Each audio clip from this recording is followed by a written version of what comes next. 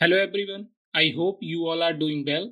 हमने पिछले लेक्चर में power set, subset, subsets, proper subsets इन सब को देखा था।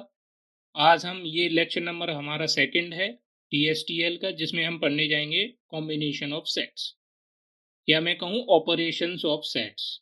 कॉम्बिनेशन ऑफ सेट्स या ऑपरेशंस, जो सेट्स पे हम ऑपरेशन कर सकते हैं। तो कॉम्बिनेशन ऑफ सेट क्या होता है? व्हेन टू और more sets are combined, new sets can be formed using different operation. जब एक और एक से ज्यादा सेट्स को हम कंबाइन करते हैं तो एक नया सेट फॉर्म होता है यूजिंग डिफरेंट ऑपरेशन, कि हम डिफरेंट ऑपरेशन का यूज करके एक से या एक से ज्यादा सेट्स को एक नए सेट में बदल सकते हैं। उन्हें हम कहते हैं कॉम्बिनेशन ऑफ सेट, जिसमें सबसे पहला आता है यूनियन ऑफ सेट्स, जैसे हम ऐसे भी डिनोट करते हैं A union B. As you all know, A union B क्या होता है? Contains all element of both sets. ऐसा सेट जिसमें दोनों सेट के एलिमेंट हों। सपोज कोई एक सेट है ए और दूसरा सेट है बी, तो जो ए में सारे एलिमेंट हैं और बी में सारे एलिमेंट हैं, तो वो ए यूनियन बी में सारे के सारे एलिमेंट्स आएंगे, उसे हम कहते हैं A union B. Let A and B are two sets, then हम कह सकते हैं A union B is a set of element x such that x belongs to A और x belongs to B.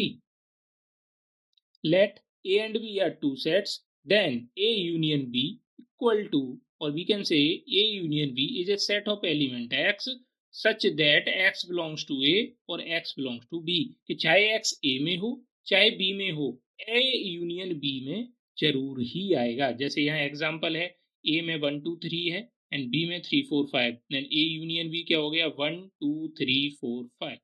कभी कभी हो सकता है कि लेट्स सी कि ए सेट में हो 1 2 3 4 एंड बी सेट में हो 3 4 5 6।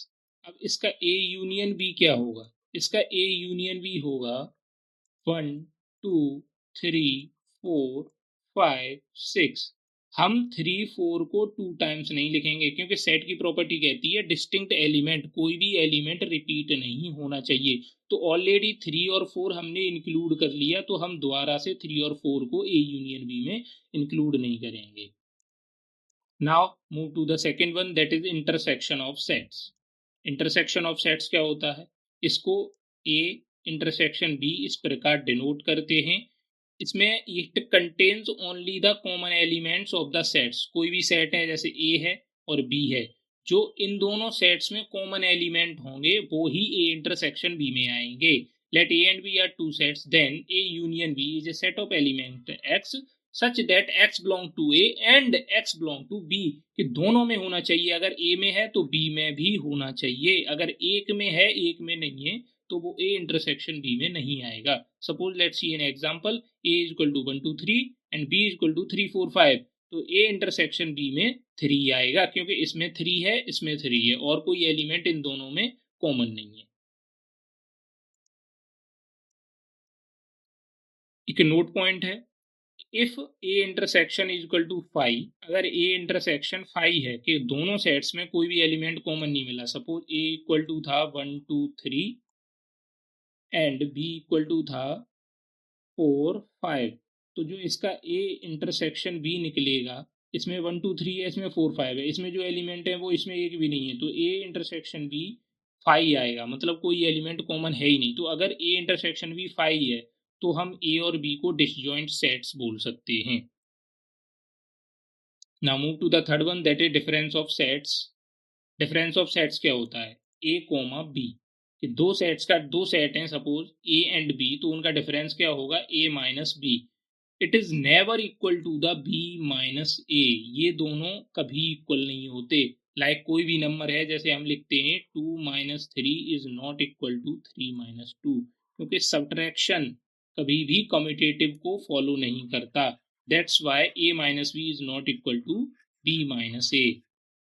तो difference of sets A minus B क्या होगा? Element of A which are not in B, कि सपोज दो सेट हैं ए और बी, जो एलिमेंट ए में हैं वो मेरे बी में नहीं होने चाहिए, वो एलिमेंट आएंगे ए माइनस बी सेट में। ठीक है. If A and B are two sets, then A minus B is equal to, or we can say A minus B is a set of element X such that X belong to A and X does not belongs to B. अगर X A में है तो वो B में नहीं होना चाहिए. अगर A में है और B में भी है तो वो हम A माइनस B में कंसीडर्ड नहीं करेंगे. सिंपल फॉर्मूला है A minus B is equal to A minus A intersection B, कि जो दोनों में कॉमन है अगर मैं वो ए सेट में से हटा दूंगा. अब दोनों में कॉमन कौन से हैं? जो ए में भी है और बी में भी है. अगर मैं वो सारे ए में से हटा दूंगा तो मुझे ए माइनस बी मिल जाएगा. This is formula we can use to find the difference of sets.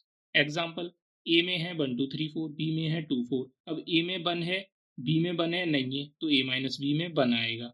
ए में 2 है, बी में 2 है तो ए माइनस बी में नहीं आएगा. ए में 3 है, बी में 3 है नहीं है तो ए में 3 आएगा. ए में 4 है, बी में भी 4 है तो ए माइनस बी में नहीं आएगा. जो एलिमेंट ए के बी में है वो हम ए माइनस बी में नहीं लिखेंगे, वही एलिमेंट लिखेंगे ए के जो बी में प्रेजेंट नहीं है.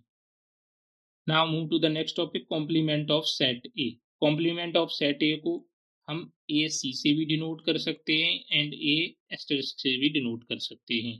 Contains all the element of the universal set which are not in A. एक बात, कॉम्प्लीमेंट ऑफ सेट ए हमेशा डिफाइन होगा with respect to universal set. अगर यूनिवर्सल सेट नहीं है तो हम कॉम्प्लीमेंट भी नहीं निकाल सकते किसी भी सेट का. हमेशा कॉम्प्लीमेंट किसी भी सेट का यूनिवर्सल सेट के रेस्पेक्ट में ही निकाला जाता है. तो अब क्या डेफिनेशन, तो क्या डेफिनेशन हो गई? Contains all the element of the universal set which are not in A. जो यूनिवर्सल सेट में एलिमेंट हैं वो सारे के सारे कॉम्प्लीमेंट ऑफ सेट ए में आएंगे. सपोज कोई सेट ए है जिसका हम कॉम्प्लीमेंट निकाल रहे हैं, देन वी कैन से कि जो एलिमेंट ए में हैं उनको हटा के यूनिवर्सल सेट में से सारे के सारे एलिमेंट ए कॉम्प्लीमेंट में. फॉर्मूला क्या हो सकता है कि A complement is equal to union minus A, कि यूनियन में से वो एलिमेंट हटा दो जो ए में प्रेजेंट हैं. Example, union is equal to 1 2 3 4 5 and A is equal to 1 2 3. तो यूनियन 1 2 3 4 5 एलिमेंट है, ए में 1 2 3 है, तो मुझे सिंपल यूनियन में से वो सारे एलिमेंट हटाने हैं जो ए में प्रेजेंट है, तो मैंने हटा दिए. ये हो गया मेरा ए कॉम्प्लीमेंट. सिंपल. ऐसे भी बोल सकते हैं कि A complement is a set of element x such that X belongs to U and X does not belongs to A. एक ए कॉम्प्लीमेंट ऐसा सेट है जिसमें ऐसे एलिमेंट एक्स हैं जो यू से बिलोंग करते हों लेकिन ए से बिलोंग नहीं करते. Fifth one is symmetric difference of sets A delta B. ये क्या होता है? Element present in either A और B but not in both. ये एक ऐसा सेट होता है, ए सिमेट्रिक डिफरेंस बी एक ऐसे एलिमेंट्स का सेट है कि जो एलिमेंट्स ए में भी हों, बी में भी हों, लेकिन इन दोनों में ना हो.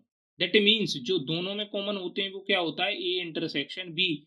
तो मैं ए और बी में से ए के एलिमेंट और बी के एलिमेंट में से अगर ए इंटरसेक्शन बी हटा दूंगा तो मुझे ए सिमेट्रिक बी मिल जाएगा. तो if A and B are two sets then we can say A symmetric B is equal to set of element x such that x belongs to a और x belongs to b, कि x a से belong करना चाहिए और b से belong करना चाहिए. चाहे a में है चाहे b में है दोनों चलेंगे. And x does not belong to a intersection b, कि दोनों में तो हो कोई भी एलिमेंट है. सपोज इस 1 में और ये a में 1 है और b में 2 है, लेकिन a इंटरसेक्शन b में नहीं होना चाहिए.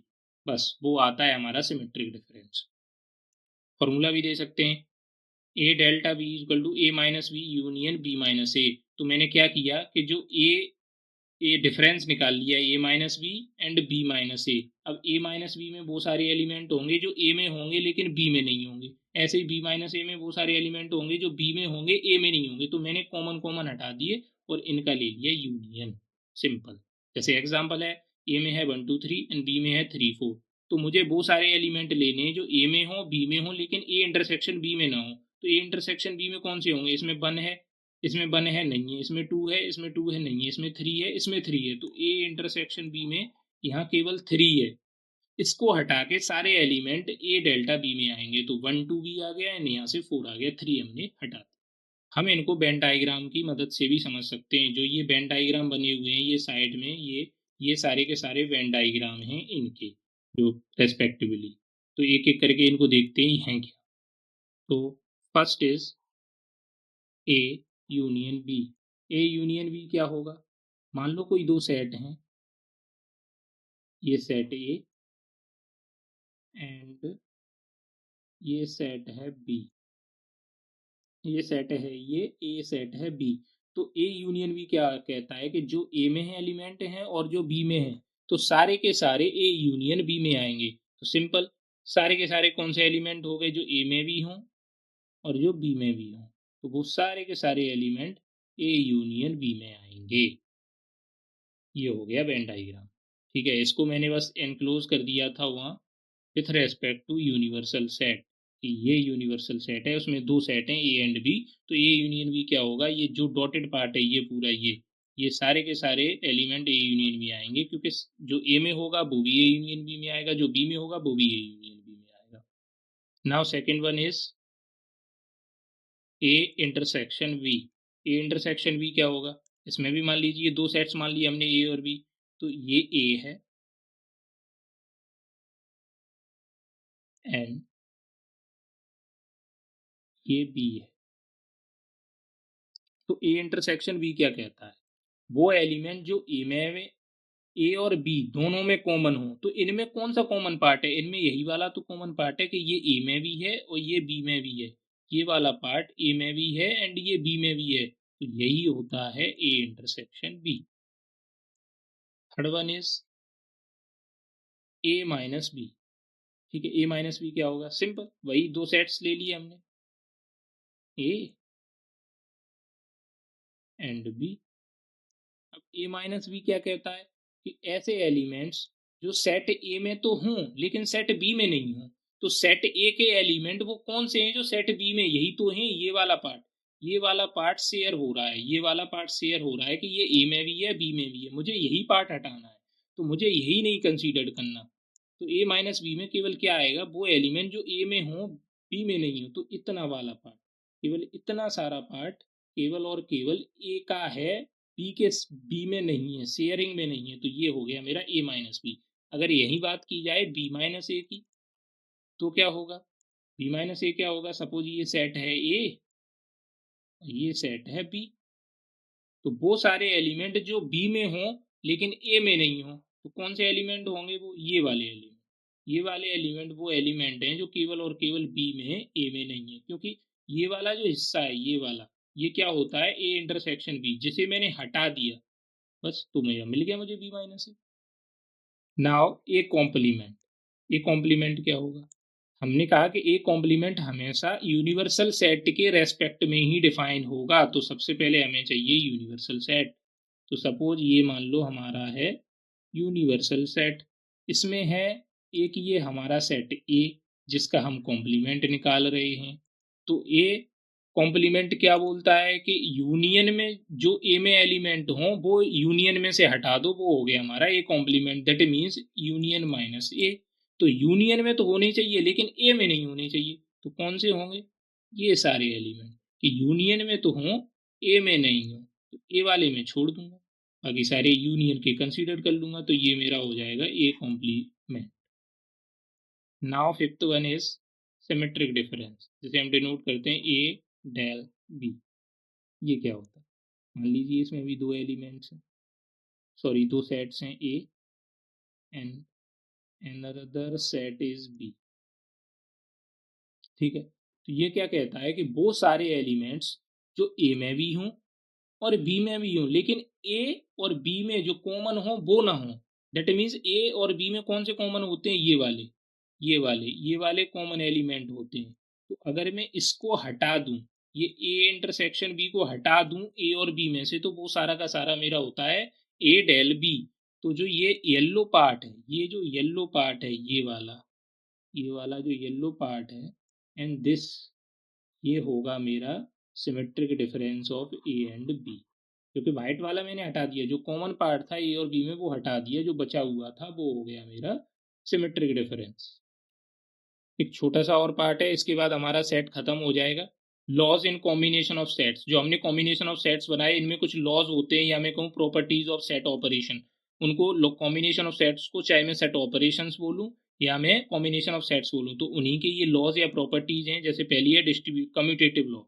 कम्यूटेटिव लॉ क्या होता था, हमने पहले भी पढ़ रखा है कि A plus B is equal to B plus A. तो वही है कि ए यूनियन बी हमेशा इक्वल होगा बी यूनियन ए के, ऐसे ही ए इंटरसेक्शन बी हमेशा इक्वल होगा बी इंटरसेक्शन ए के। Second one is associative law. तो A union B union C, पहले बी यूनियन सी निकाल लो देन ए के साथ, तो वो इक्वल होगा पहले A union B and union C के साथ। ऐसे ही इंटरसेक्शन वाला। डिस्ट्रीब्यूटिव क्या होता है, सिंपल वही, हम पहले क्या करते थे, डिस्ट्रीब्यूटिव प्रॉपर्टी और मल्टीप्लिकेशन ओवर एडिशन में लिखते थे A multiply by B plus सी। पहले ए का बी के साथ मल्टीप्लाई, देन ये वाला साइन प्लस, एंड देन ए का सी के साथ मल्टीप्लाई। तो वही कर रहे हैं हमें। A intersection B union C क्या होगा, पहले ए इंटरसेक्शन बी करेंगे, देन ए इंटरसेक्शन सी करेंगे और इनका ले लेंगे ये यूनियन। तो देन यहाँ भी के पहले यहाँ यूनियन है, यहाँ इंटरसेक्शन है, तो इंटरसेक्शन तो मेरा बीच में आएगा। उसके बाद एक बार ए यूनियन भी करूंगा तो मैंने एक बार ए यूनियन भी कर दिया, एक बार ए यूनियन सी करूंगा तो मैंने एक बार ए यूनियन सी कर दिया। उसके बाद डीमॉर्गन्स लॉ। तो डीमॉर्गन्स लॉ क्या होता है कि ए यूनियन बी का कॉम्प्लीमेंट क्या होगा, A complement intersection B complement. अब यूनियन का साइन इंटरसेक्शन में बदल गया और इंडिविजुअल कॉम्प्लीमेंट आ गया। ऐसे ही ए इंटरसेक्शन बी का कॉम्प्लीमेंट क्या होगा, ए कॉम्प्लीमेंट यूनियन बी का कॉम्प्लीमेंट। उसके बाद है आइडेम्पोटेंट प्रॉपर्टी। आइडेम्पोटेंट क्या होता है, A union A, A union A क्या होगा, ए होगा हमेशा, क्योंकि जो ए के एलिमेंट हैं, तुम ए के एलिमेंट्स का ए के साथ ही यूनियन निकालोगे तो क्या मिलेगा मुझे एट दी एंड, ए। ऐसे ही ए इंटरसेक्शन क्या होता है, ए, अब कोई ए है उसके इंटरसेक्शन क्या होगा, ए के साथ ए के ही एलिमेंट तो कॉमन है, तो वही हो गया ए इंटरसेक्शन ए। ठीक है। उसके बाद कॉम्प्लीमेंटेशन। कॉम्प्लीमेंटेशन क्या होता है, ए यूनियन ए इंटरसेक्शन क्या होगा, यूनियन सेट। क्यों होगा, क्योंकि ए सेट था, हमने ए कॉम्प्लीमेंट में क्या किया था कि यूनियन में से ए को हटा दिया था, तो मैं इसका और इसका अगर यूनियन लूंगा तो मुझे क्या मिलेगा, यूनिवर्सल सेट। तो वही लिखा है। और ए इंटरसेक्शन ए कॉम्प्लीमेंट क्या होगा, फाई होगा। तो ए सेट था और जो मेरा ए कॉम्प्लीमेंट था, तो ए में जो एलिमेंट थे वो मैंने ए कॉम्प्लीमेंट में से हटा दिए थे, तो अब मैं दोनों का इंटरसेक्शन लूंगा तो कोई तो कॉमन है ही नहीं, तो वो क्या होगा, फाइव। डबल कॉम्प्लीमेंट, जब डबल कॉम्प्लीमेंट का कॉम्प्लीमेंट निकालते हैं तो सेट्स हमारा वापस आ जाता है बस। एक और टॉपिक है हमारा छोटा सा, प्रिंसिपल ऑफ इंक्लूजन एक्सक्लूजन। तो ये क्या होता है, एन ए क्या है मेरा, number of elements in set ए, या मैं कहूँ ए मॉड जिसको हम कार्डिनैलिटी बोलते हैं। ऐसे ही एन बी क्या है, number of elements in set B. तो जो number of element in set A union B बराबर होगा किसके, number of elements in set A plus number of element in set B. उनको उनमें से मैं माइनस कर दूं number of elements in set A intersection B, यहाँ एन होगा। तो वही सेम इसको मैं ऐसे भी लिख सकता हूँ कि जो कार्डिनैलिटी क्या शो करती है, नंबर ऑफ एलिमेंट्स, तो नंबर ऑफ एलिमेंट्स इसके बराबर होंगे A plus B minus A intersection. ये होता है हमारा प्रिंसिपल ऑफ इंक्लूजन एक्सक्लूजन। आज के लिए इतना ही, हमारा सेट यहाँ खत्म होता है। अब हम अगले लेक्चर से रिलेशन पढ़ेंगे। Thank you.